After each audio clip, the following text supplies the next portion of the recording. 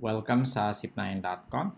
This video tutuloy natin ating series about operations on polynomial expressions. No? And this is the 11th video in the series. Kung pinapanood niyo yung mga previous videos natin, natapos na natin yung addition, tapos yung subtraction, tapos nag-start na tayo ng multiplication. And in this video, tutuloy natin yung multiplication on polynomial expressions. No? So on your screen, makikita nyo meron tayong binomial. No? Meron tayong binomial and then multiplied by a trinomial. No? So kung napanood nyo yung mga previous videos, ang una natin ginagawa is was to convert yung a minus b. Lahat ng minus, kino-convert natin sa addition, a plus negative b.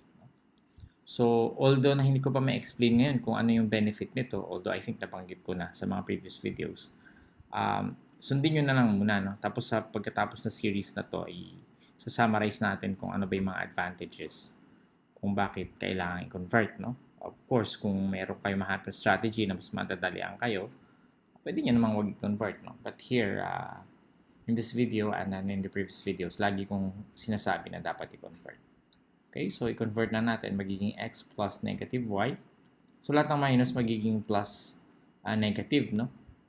And then we have x squared plus 2xy plus negative y squared. The reason kung bakit siya nagiging plus negative, equivalent yan, no? Ibig sabihin, if you subtract b from a number, ibig sabihin you're also adding the negative of b to that number. So, equal yan, dalawang yan. Kaya pwede natin yan palitan. No? So, after that, we distribute, no? Yung x, ito yung x natin. Tapos yung, siguro usod natin ng konti dito, maging mahaba doon. So, yung x natin dito, multiply natin by this polynomial. So, the x natin multiplied by the polynomial, and then we have a plus here, and then a negative y multiplied again by this polynomial. No? So, magiging x squared plus 2xy plus negative y squared. Tapos ito naman, kopyahin din natin to, no? So, magiging x squared plus 2xy plus negative y squared. So, substitute, i-distribute natin yung x. We have x times x squared. I-distribute natin to using the distributive property. So, x cubed plus x times x squared is x cubed. Ito may isa kang x dito, may isa ka ring x dito. So, magiging x squared na yan. Sasama na lang natin yung 2y. So, magiging 2x squared y. Dapat naka-alphabetize siya para mas madali makita later kung merong mga common na terms, no? And then x times negative y squared is plus negative xy squared. So, kung wala tayong pagmumultiplyan, ito wala siyang kapartner na x dito. So, we just put them together, no? Adjacently. And then, tapos na tayo dito, we have another plus. Ito yung plus natin. Negative y times x squared is negative x squared y. No? Negative siya. At the same time, yung kanyang mga factors are x squared and y. And then we have plus negative y times 2x squared is negative 2x y squared. Okay? And then we have a plus negative y squared times negative y. Negative and a negative is a positive, and then we have a y cubed. Okay? So, ang pinakagagawin natin ngayon is meron kayang mga similar terms. So, for example, ang 2x squared y, may similar terms pa siya dito. Yes, no? Similar terms means pareho yung variables nila, tsaka pareho yung exponents, no? Yung variables nila xy, xy. Tapos ito, yung x exponent niya 2x, exponent niya 2. No? So, similar sila. Similar ba siya dito? No. Kasi ito, yung y niya, ang exponent niya 2. At ito, ang exponent niya 1. No? Ganon din dito, ang exponent nito is 2 at exponent is 1. So, dapat lahat ng variables, pare-pareho ng exponent, no? Lahat ng corresponding variables, yung x dito, dapat kapareho niya yung exponent ng x dito. Yung y dito, dapat kapareho niya rin yung exponent. Tapos, dapat pareho sila ng variables, no? So, pag may z ako dito, syempre hindi na sila similar terms, no? So, combine natin yung similar terms. We have x cubed plus 2x squared y tsaka negative x squared y.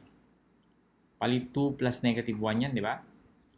So, 2 plus negative 1 is just 1. So, lagay lang natin yung x squared y. Yung xy squared, may kasama ba siya? Similar ba sila? Yes. X at saka x dito. Y squared tsaka y squared dito. So, negative 1 plus negative 2. So, magiging plus negative 1 plus negative 2 is negative 3. And then we have x y squared and then plus y cubed. Yan dito. Okay? So, this is x cubed plus x squared y. And then yung plus negative dito, pwede natin gawing minus na. Babalik na natin siya pag answer na kasi para mabawasan yung mga symbols. 3xy squared plus y cubed. So, ito na yung pinakasagot natin. Again, hindi ito similar kasi although na pareho sila ng variables na x and y, yung exponent ng variables nila magkaiba. Ito x, ito x squared, ito y squared, ito y. Dapat pareho. Parehong variables at saka yung mga variables dapat parehong exponents. So, yun yung magiging similar terms. Okay? So, I hope maliwanag. No? From the previous video, pinag-aralan din natin kung paano ba gamitin yung box method. And ang box method, very effective siya kapag marami na terms. No? For example, ito. Mas convenient ito. No? Using the box method. So, pwede natin ilagay yung mga terms dito. No? Ang terms siya 3, di ba? Tapos yung isa, 2. So, ito ang isa pang advantage ng pinaghiwalay yung ginagawa nating plus negative yung minus because here lahat ng terms na tama yung kanyang signs, no? For example, nag-x minus y ka dito, minsan malilito ka kung ano ilalagay mo, minus y ba or negative y ba o positive y. Pero pag naka-plus siya lahat, alam mo na ito negative talaga siya. Alam mo na ito negative talaga siya. No? Okay, so we have x. Ito x tsaka negative y yung terms niya. At ito naman x squared plus 2xy and then yung negative y squared. So, ganun din. Doon sa mga cells, no, ng table, multiply mo lang yung magkatapat. For example, here, x at saka x squared. So, this is x cubed. Ito ang katapat niya, x at saka 2x squared. So, magiging 2x squared y. Ito ang katapat niya, x squared tsaka negative y. So, negative x squared y. Ito ang katapat niya ay 2xy tsaka negative y. So, negative 2x y squared. Ito negative y tsaka x. So, negative x y. Ito negative y squared tsaka negative y cubed. So, ilan yan? That's positive y. O negative y tsaka negative y squared. That's positive y cubed. Negative at saka negative positive. Okay, so after that, pag nakuha nyo na yung mga answers dito lahat ng cells, syempre, kukunin mo na yung mga terms na yun yung pinakasagot natin. So, x cubed plus 2x squared y plus negative x squared y then plus negative xy plus negative 2xy squared plus y cubed. Tama ba? Anin ba? 1, 2, 3, 4, 5, 6. I hope di tayo nagkamali, ano? Oh, sorry, ito. Sabi ko na nga ba? Dapat may squared yan dito. So, negative xy squared. So, combining, we have x cubed, isa lang siya. Ito to x squared y, tsaka negative x squared y. So that is positive 1, di ba? So magiging 1x squared y or simply x squared y. And then here, we have plus negative xy squared, tsaka negative 2xy squared. That's negative 3 x y squared. And then plus y cubed. So, magiging x cubed plus x squared y plus, ang plus negative, pwede ng minus, di ba? Minus 3x y squared plus y cubed. Okay, so ito na yung pinakasagot natin.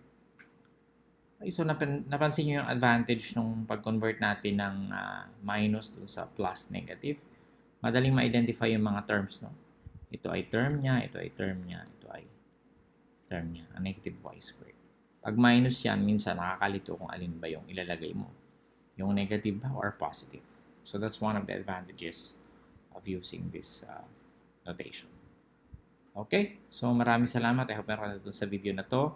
Invite ko kayo sa mga susunod na araw, no? Mag-subscribe kayo sa ating YouTube channel kasi marami pa tayong i-upload. Pwede rin kayong pumunta sa Sipnayan, yung ating website, at explore nyo. We have a lot of videos. We have more than 600 videos. Okay, so maraming salamat. See you in the next video.